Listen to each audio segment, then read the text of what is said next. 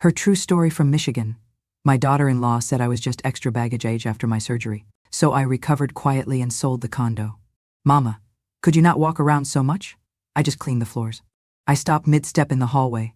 My hospital discharge bracelet was still tight around my wrist. The smell of antiseptic from my heart surgery lingered faintly in my clothes.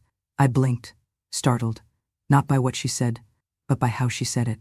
I'm sorry, I murmured, one hand on the wall for balance. My daughter-in-law didn't look up from her phone. I'm not trying to be rude, these floors take hours to mop. It'd help if we were all a little more considerate. I nodded. Just once. Then I turned and shuffled back to the room they gave me, what used to be the dining area, now rearranged with a cot and a plastic drawer set. It wasn't even a room, just a corner sectioned off with a curtain.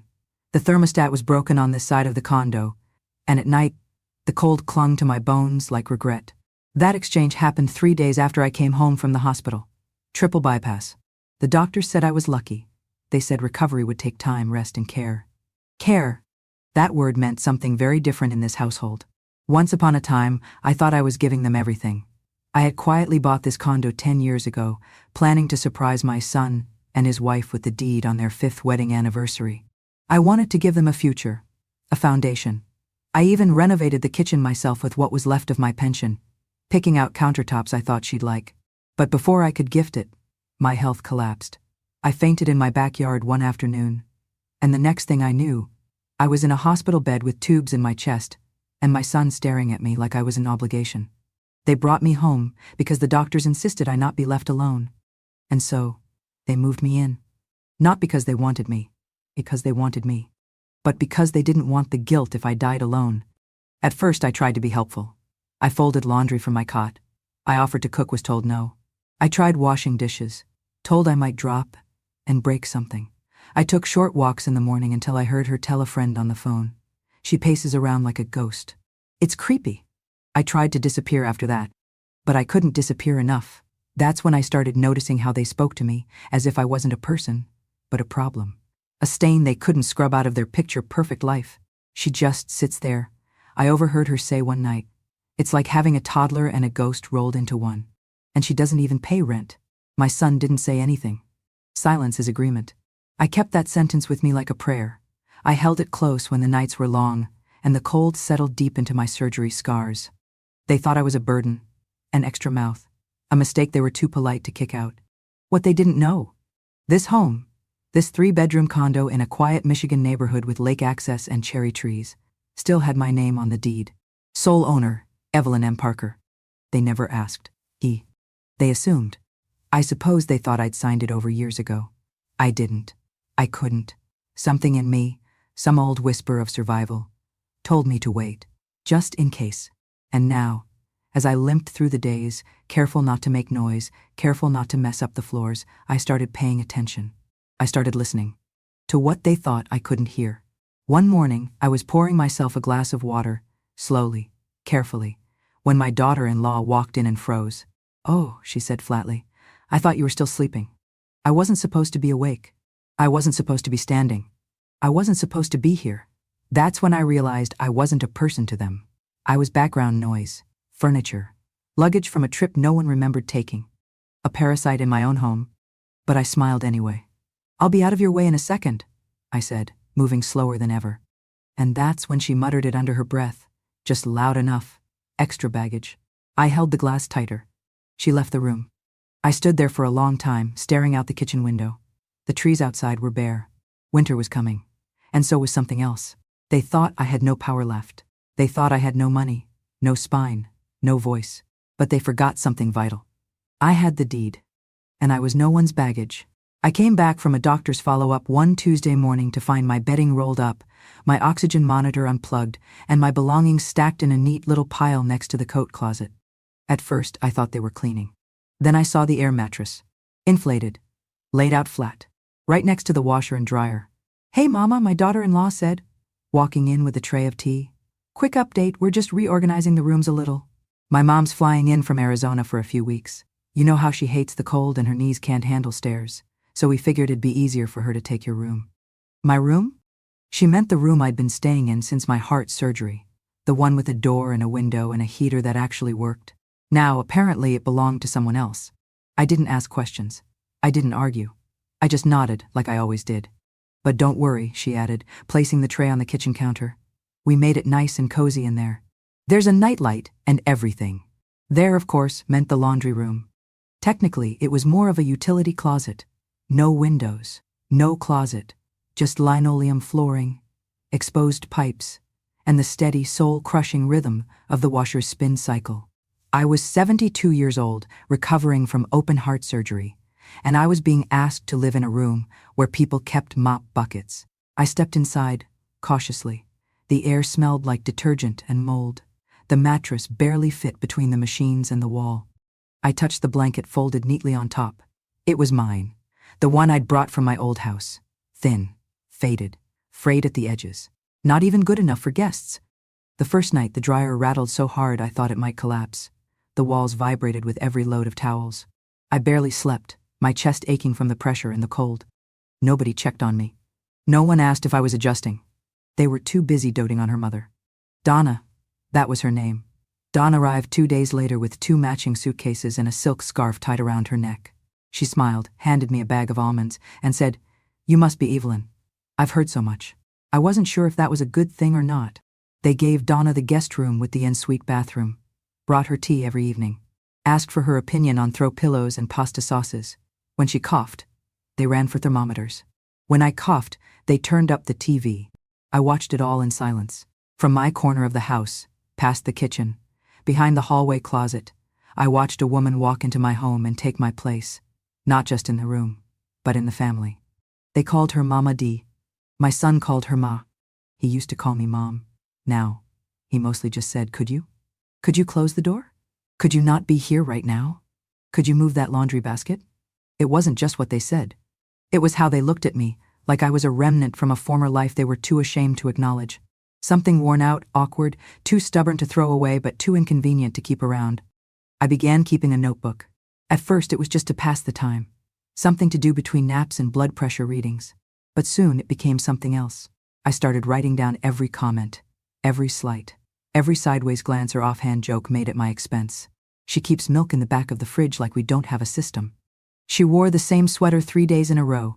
Does she even shower? I swear, I think she eavesdrops on us. It's creepy. Page after page, quiet documentation of every moment they thought I wasn't paying attention. They thought I was fading. They didn't realize I was archiving. One night I sat in the dark on my air mattress and listened to them laughing in the living room. My son, my daughter-in-law, and Donna, watching some show, eating popcorn. I hadn't been invited. Donna laughed so hard she wheezed. My son rushed to bring her water. I clutched the notebook tighter and whispered into the dim room, "You're not invisible. You're not crazy. You're not done." I wasn't sure who I was talking to, me, or someone I used to be. But I knew one thing. This house wasn't theirs. It never had been. And the day would come when they'd realize it, one creaky, cold, ungrateful breath at a time. The kitchen used to be my sanctuary. Not just a room, but a rhythm. I knew exactly how long to let the garlic sweat in butter before adding the onions, how many turns of the wrist it took to twist open the stubborn spice jars. It was the one place in any house where I didn't feel like a guest, until Donna moved in. From the moment her suitcases touched the floor, the house rearranged itself around her. And the kitchen, my final refuge, became her empire. It started with small things. She moved my cast iron skillet to the garage, said it was too heavy and dangerous on glass stovetops. She replaced the spices I had restocked just 2 months ago with organic blends that tasted like wet leaves. When I tried to make a simple chicken soup one afternoon, she waved me away with a thin smile. "Oh, Evelyn, let me do that. I have a lighter touch." A lighter touch. I backed off, hands trembling not from age but restraint. Within a week, I wasn't allowed to cook anymore. Not directly told, but maneuvered out. The knives moved. The labels changed. The pantry reorganized so I couldn't reach what I needed. One evening, I shuffled to the fridge to get the last of some leftover rice. I was hungry, and it was late. No one had offered me dinner. My daughter-in-law caught me just as I opened the lid. "Oh, Mama, we actually made something special tonight. I'm not sure the rice will go with it. Could you maybe ask first next time?" Ask. In the home I bought. For permission. To eat. I nodded. Later that week I tried to make toast. Simple toast. The toaster had been replaced with an air fryer. I didn't know how to work it. "Let me," Donna said, snatching the bread from my hands. These machines are smarter than they look. No offense. None taken. Just added to the list. I took my tea, lukewarm and unsweetened, and returned to the laundry room, where the hum of the dryer greeted me like an old friend. I didn't eat that night. Hunger didn't hurt as much as humiliation. I became a ghost in my own home, floating from corner to corner, avoiding eye contact, swallowing my pride like gravel. I made myself so small I could fit between the broom closet and the recycling bin. One night, I woke from a light sleep to the sound of laughter, muffled voices. My hearing isn't what it used to be, but some words still pierce clean through flesh and bone. I tiptoed toward the hallway, following the sound. They were in the living room, Donna, my daughter-in-law, and my son. The TV was off. The wine bottle was half empty. They were talking about me. She just lingers, my daughter-in-law said, her voice syrupy and sharp, like she's waiting for someone to ask her to leave. I mean, she doesn't pay rent, doesn't help. Donna does more in one day than she's done all month, Donna chimed in. Then, the line that stayed with me. She's like a barnacle, just attached to the house, sucking it in. My son didn't stop them. He didn't defend me. He didn't say a word. I sat down behind the hallway door, careful not to breathe too loud, and listened to every syllable. They thought I was asleep. They thought I couldn't hear. But I heard everything. And the worst part? I wasn't surprised. I didn't cry. Not there. Not then. I just sat on the cold tile and let their words settle into the cracks of my chest, next to the wires and the stitches and the memories of when I used to be their whole world. When he was 5 and cried if I wasn't the one to tuck him in. When he was 17 and begged me to co-sign his first car loan. When he was 23 and brought home the woman who would one day call me a parasite. That night, I took out my notebook and wrote 3 words. Ghosts have ears. I underlined it. The next morning, I smiled at Donna as she passed me in the hall. She nodded, smug. She thought she was winning. But that's the thing about ghosts. We never leave. Oh, we just wait. And we remember. I didn't cry when they moved me into the laundry room. I didn't cry when I was told not to cook, or when I had to ask permission to eat leftovers.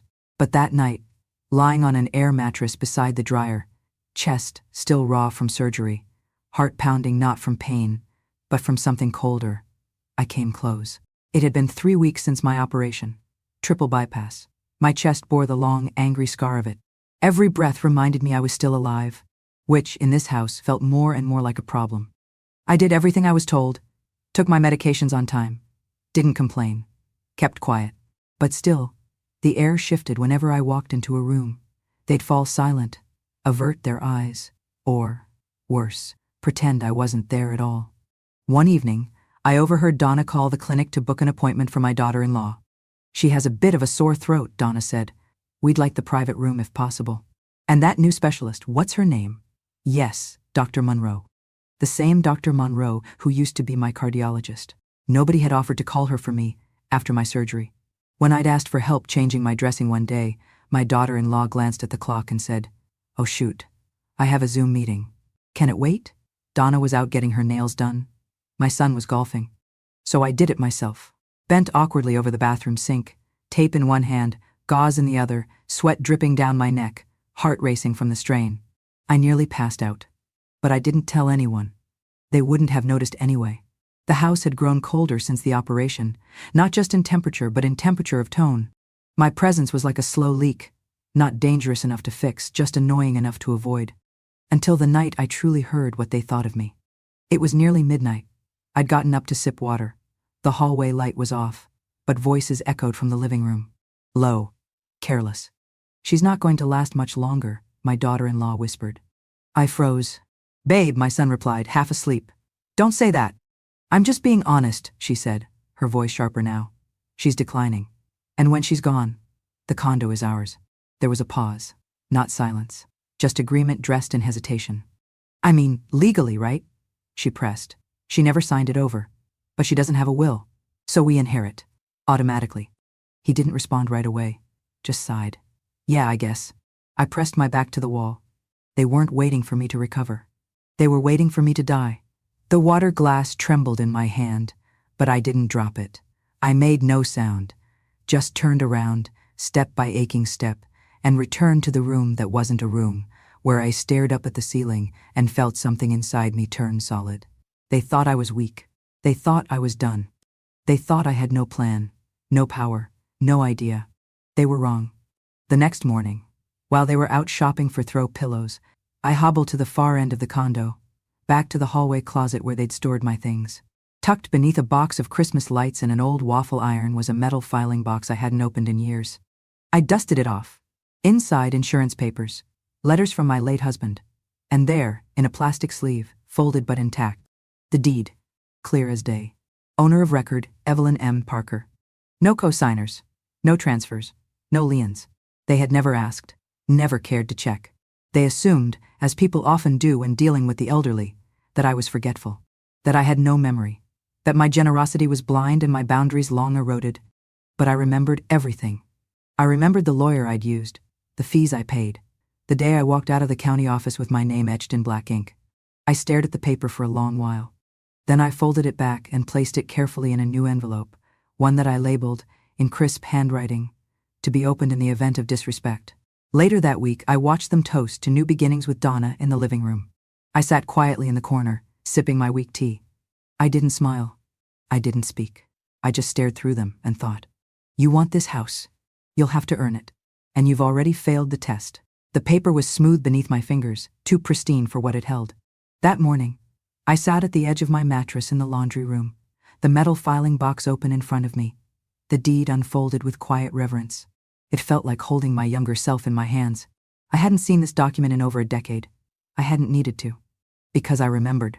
I remembered the cold steel chair in the clerk's office.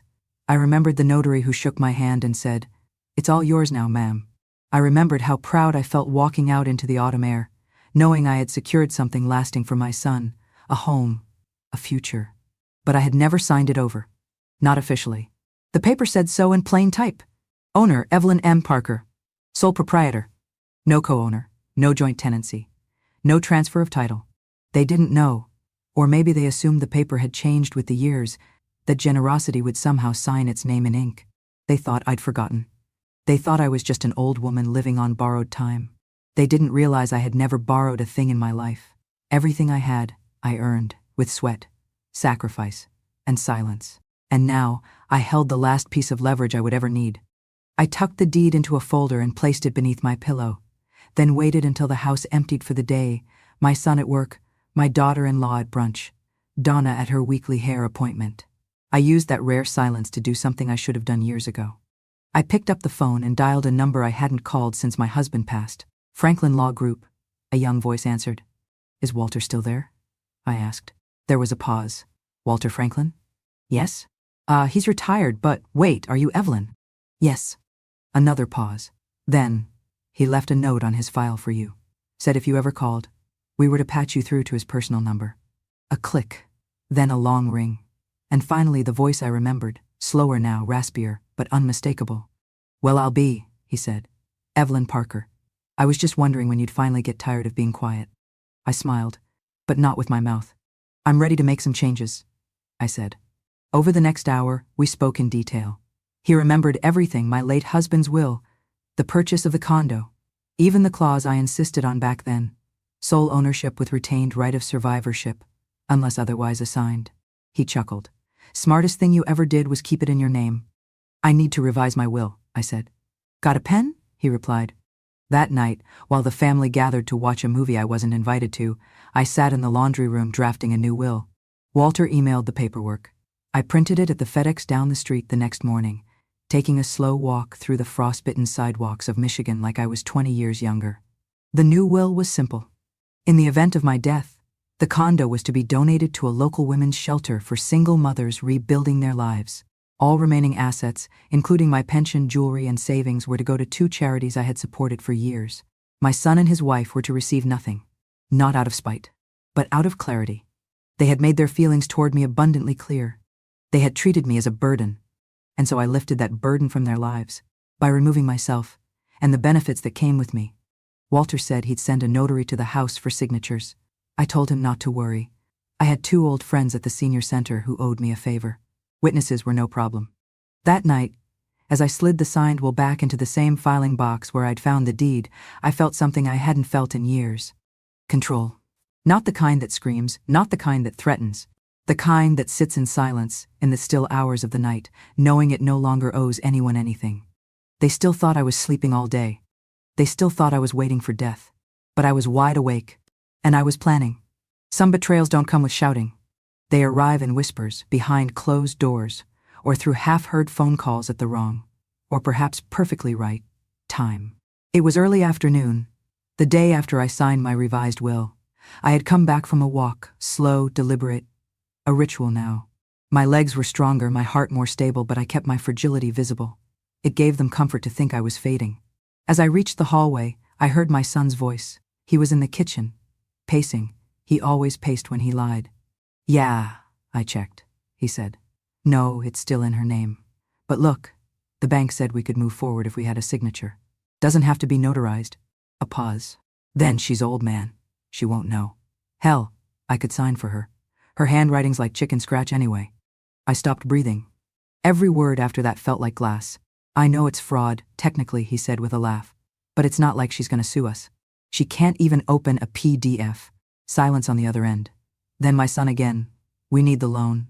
Okay. This kitchen remodel isn't gonna pay for itself." A kitchen remodel. He was willing to forge my signature for granite countertops. I stepped backward, quietly, back into the laundry room, closed the door without a sound. My hands didn't shake. My chest didn't ache. This time I wasn't broken. I was clear. I picked up my old flip phone and called Walter.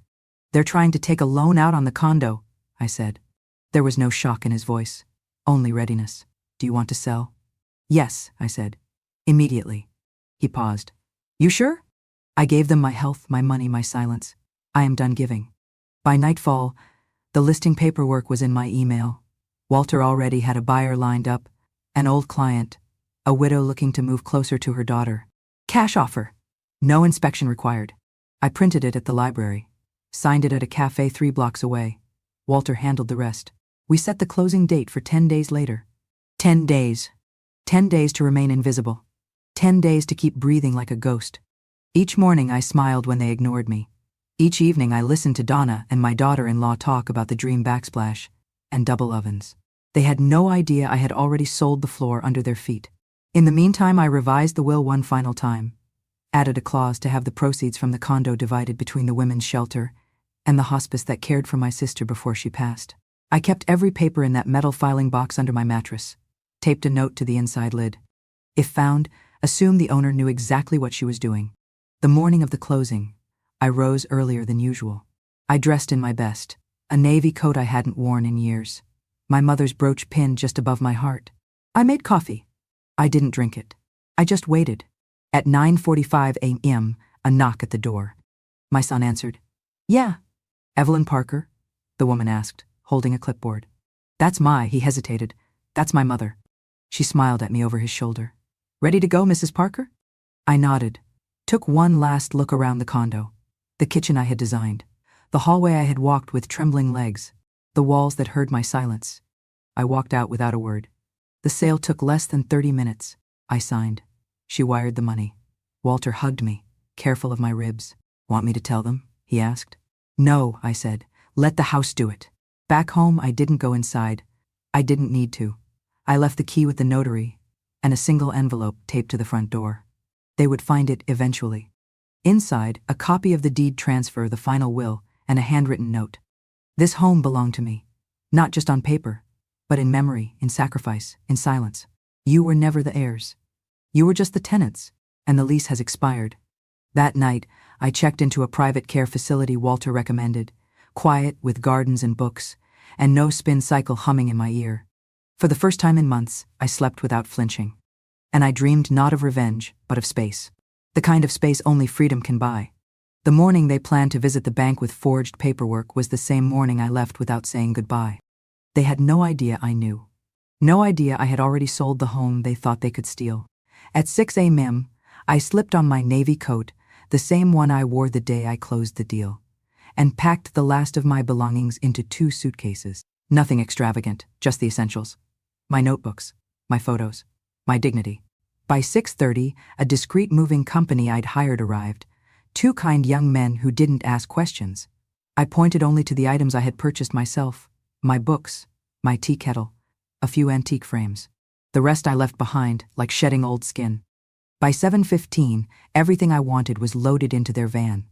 By 7:30, I locked the door one final time. But I didn't leave it empty.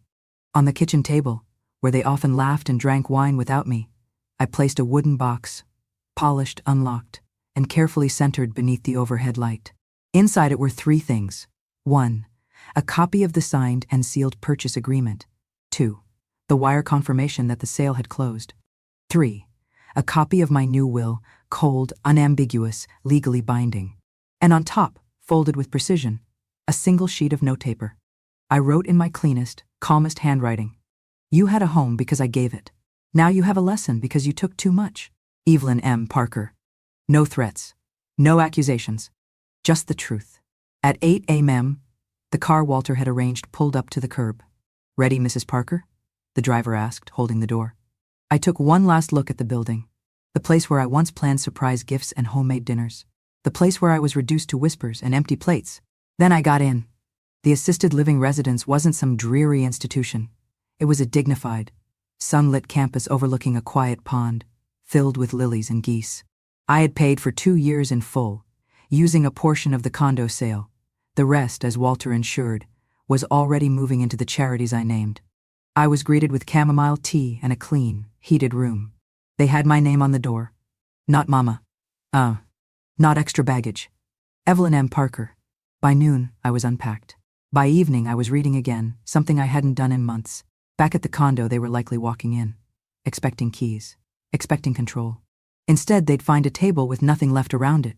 No inheritance, no mercy, no warning. Only the echo of their own words and the woman they thought couldn't hear. That night, I slept with the window open. The breeze smelled like lavender and closure. They must have arrived in the afternoon, shopping bags in hand, maybe still laughing about tile samples and mortgage rates, maybe still convinced they had the world wrapped around their entitled little fingers. Then they saw the open door. Then they saw the empty closets. Then they saw the box. Not hidden, not locked, just waiting, patient, polished, and final. Inside, the original deed, showing my sole ownership, the finalized sale contract, sealed and signed, the will that excluded them completely, and at the top, on cream paper with gold-trimmed edges, the note I knew they would never forget. This was once meant to be a wedding gift, but gifts are for the grateful, not for those waiting for someone to die. Evelyn M. Parker. I imagine the silence was deafening. I imagined Donna reading it twice, then again, unable to believe. I imagined my son staring at the papers, realization dawning too late, that his mother had been watching, remembering, calculating. They tried calling me. 5 times, then 6. Then from Donna's phone, then blocked, then private. I didn't answer. I wouldn't give them that. They didn't deserve my voice. They had ignored it for too long. In my new home, someone else answered when I rang the bell, smiled when I walked into the dining room, called me by name. At sunrise, I walked the garden paths with a nurse named Helen, who liked to hum old gospel songs. At night, a volunteer read aloud to me from dog-eared novels, pausing whenever I laughed or teared up. I was no longer in the background. I was seen. I was known. And for the first time in a decade, I slept through the night dreamless, peaceful, whole. No ghosts. No whispers. No spinning dryer to drown my dignity. Just me. Still standing. Still here. Still Evelyn. It was a quiet Tuesday in April when Margaret knocked gently on my door. She never barged in, always gentle, always respectful. The kind of woman who folded her pain into corners and stitched her wisdom into small talk. Evelyn, she said, peeking her head in, you remember Joan, don't you? From water aerobics? I nodded. Joan had a limp and a laugh like wind chimes in a storm. She used to teach bookkeeping and always wore brooches shaped like birds. Well, Margaret said, stepping inside, she's also Donna's cousin. I put down my tea. She sat beside me, lowered her voice, not out of fear, but the solemnity reserved for truths that have waited their turn. They're divorced, she said.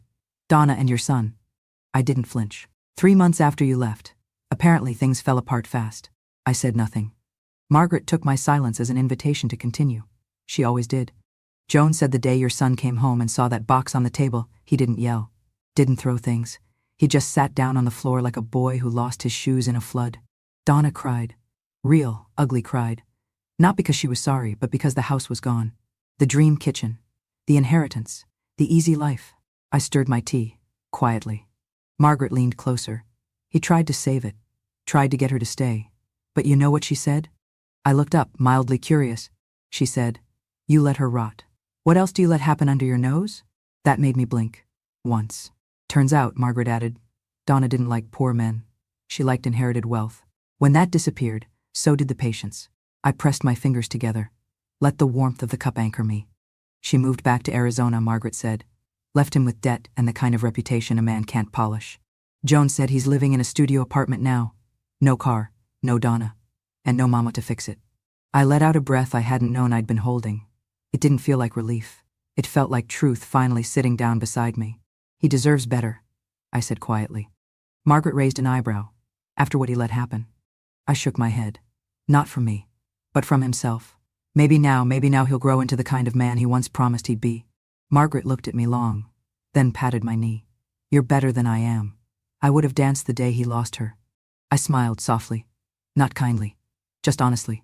Losing someone you never truly had isn't a tragedy, I said. It's a revelation. In the months that followed, I heard little else about him. Only that he'd taken up carpentry, building shelves for people who could afford more than he ever would again. The irony didn't escape me. Sometimes I wondered if he remembered the day he asked me to move in. The promises he made.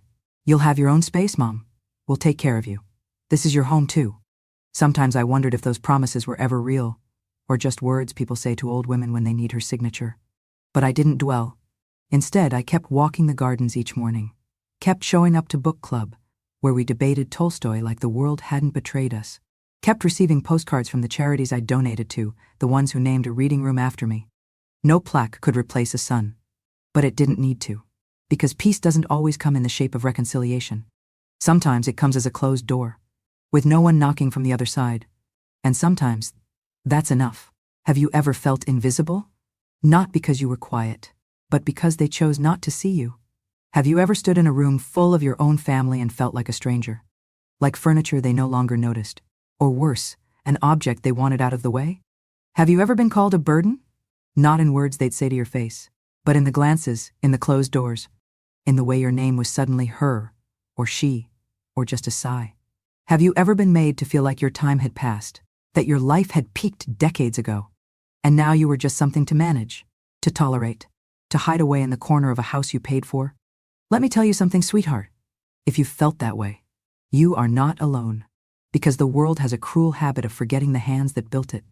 They forget the women who raised sons through silence, who held families together with casseroles and apologies, who swallowed their own dreams just to feed someone else's. And then one day, when your back aches and your voice softens, they look right through you. They call you extra. They call you difficult. They call you too much or too there or too old. But here's what they don't know. Silence is not weakness. Silence is strategy. Because sometimes the strongest voice in the room is the one that waits. She waits, not because she's scared, but because she's watching. She's remembering. She's writing it all down in the notebook of her heart. Every cruel word, every slammed door, every lie wrapped in politeness. And when she finally speaks, she doesn't scream. She doesn't beg.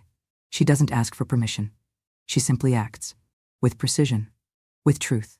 With a quiet that shakes the ground. That is the power of women who've lived. That is the power of memory sharpened by pain. Of kindness pushed too far. Of dignity that refuses to die quietly. Here at Grandma True Stories, we don't tell fairy tales. We don't tell you that everything gets tied up with a bow, or that every wound is forgiven with a hug. We tell the truth.